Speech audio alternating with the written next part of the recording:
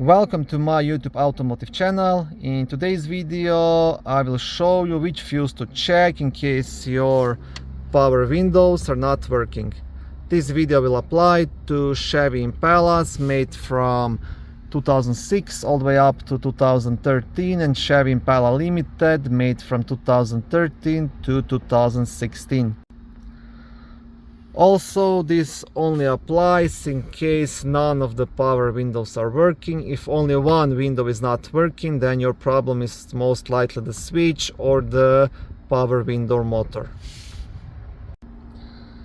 The fuse you're looking for is located in a small fuse box in a passenger cabin, just next to the passenger's right foot.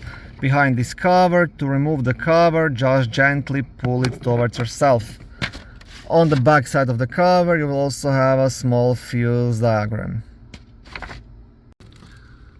And the fuse you want to check, it's a 25 amp. It is actually a circuit breaker.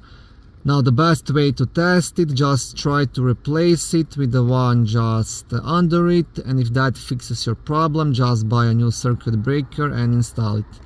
And that's pretty much it. Okay, thank you for watching this short video. I hope it was helpful and educational.